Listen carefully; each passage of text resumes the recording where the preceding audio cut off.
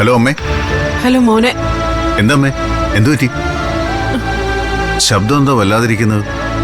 മോനെ അത് പിന്നെ പൊന്നുമണി.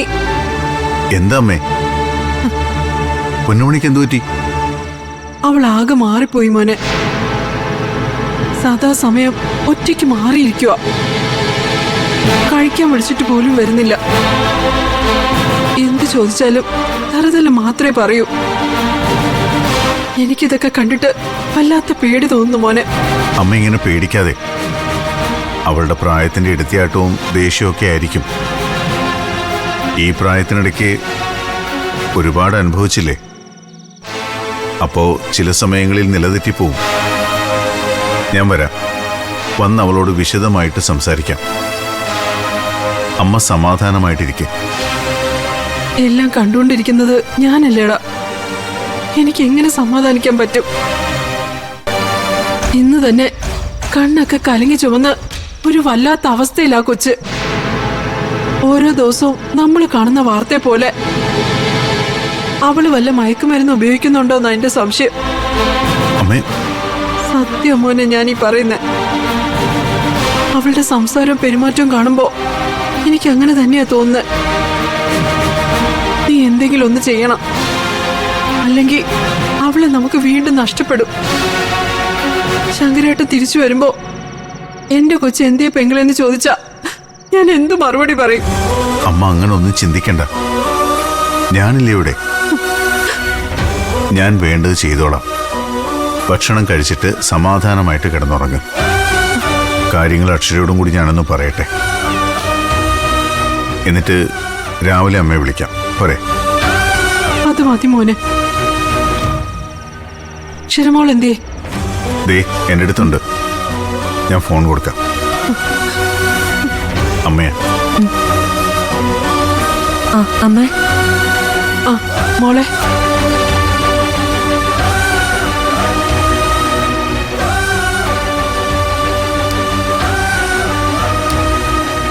നിരഞ്ജൻ. എന്താ സർ?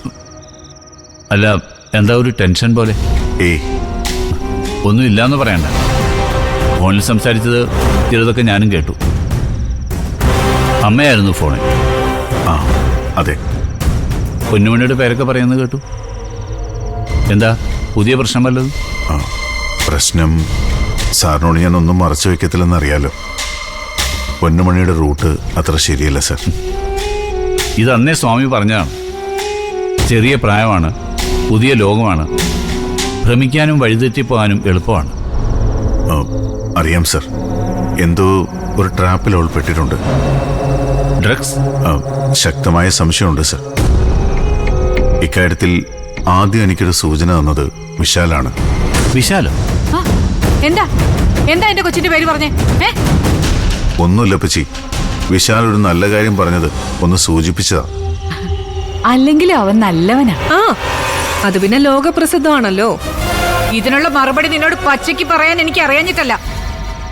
പക്ഷെ നീരജനൊരു പാവമായതുകൊണ്ട് ഞാൻ മിണ്ടുന്നില്ല. എന്നതാ എന്റെ കൊച്ചു ചെയ്ത നല്ല കാര്യം? നിരഞ്ജന്റെ അമ്മാവന്റെ മകൾ പൊന്നുമണിക്ക് ഏതോ മയക്കുമരുന്ന് ടീമുമായി ബന്ധമുണ്ടെന്ന് നിന്റെ വിശാൽ മോൻ അറിയിച്ചെന്ന്.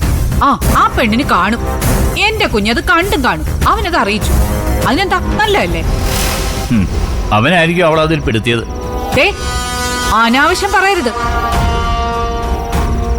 എന്റെ കുഞ്ഞിനെ അതിന്റെ കാര്യമില്ല. നിങ്ങളെപ്പോലും അവൻ ഈ ഭൂമിക്ക് മുകളിൽ ഇപ്പോഴും മിച്ചം വെച്ചിട്ടുണ്ട്. പിന്നെയല്ലേ പൊന്നുമണിക്കും മിന്നുമണിക്കും ഒക്കെ മണി കെട്ടാൻ പോകുന്നത്. നല്ല കഥയായി. ഇതിന്റെ പേരിൽ നിങ്ങൾ വഴക്കിടണ്ട. വിശാല് പറഞ്ഞത് സത്യസന്ധമായി തന്നെയാണ്. ഇക്കാര്യത്തിൽ വിശാലിന് ഒരു ഹിഡൻ അജണ്ടയും ഇല്ല. പൊന്നുമണിയെ ഞാൻ നേരെയാക്കിക്കോളാം. രക്ഷിക്കാൻ ഇറങ്ങി പുറപ്പെട്ടിട്ട് അപകടത്തിൽപ്പെടാതിരുന്നാൽ മതി. തീയും വെള്ളമൊക്കെ തിരിച്ചറിയാനുള്ള പ്രായമൊക്കെ പൊന്നുമണിക്കുണ്ട്. സ്വയം നശിക്കാൻ തീരുമാനിച്ചിറങ്ങി പുറപ്പെട്ടവരെ രക്ഷിക്കാൻ ആർക്കും ആവില്ല. നിനക്ക് കൈ നീട്ടി കൊടുക്കുന്നവർ പോലും കുത്തൊഴുക്കിൽപ്പെട്ട് പോവുകയുള്ളൂ. ഞാൻ പറഞ്ഞു എന്നേ ഉള്ളൂ. കൈ പൊള്ളുന്ന കളികൾക്ക് നിൽക്കാതിരിക്കുന്നതാവും എല്ലാവർക്കും നല്ലത്.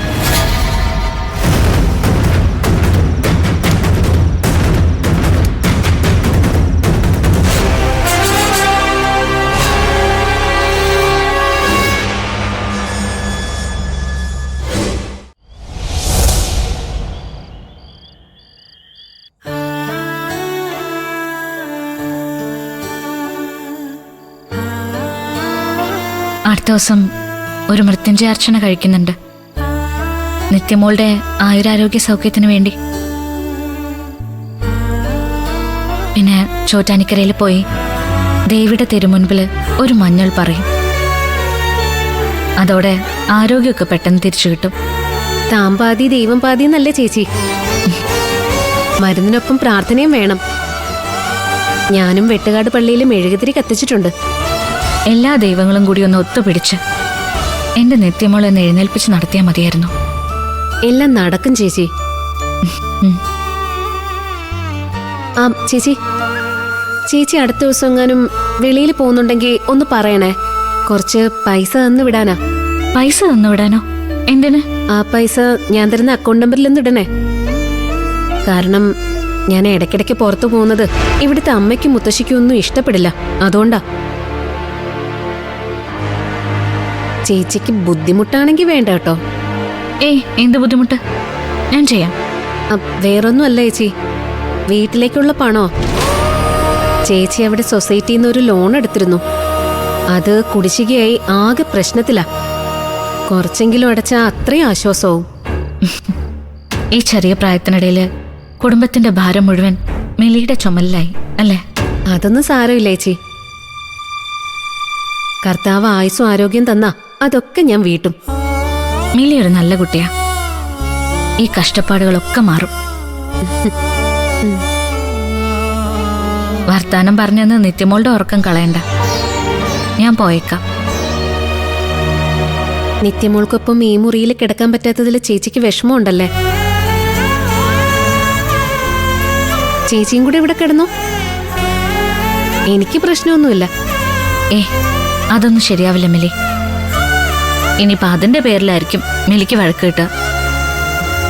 ഞാൻ ഇടയ്ക്കിടയ്ക്ക് വന്ന് നിത്യമോളെ നോക്കിക്കോളാം.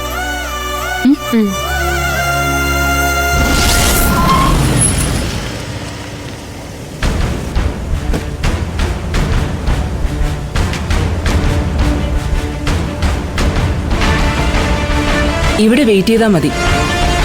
വണ്ടി തിരിച്ചിട്ടോ, ഓഫ് ചെയ്യണ്ട.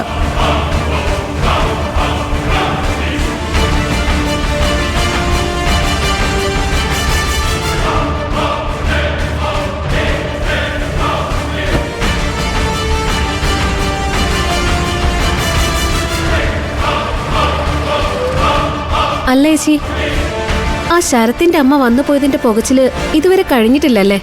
പുകയട്ടെ.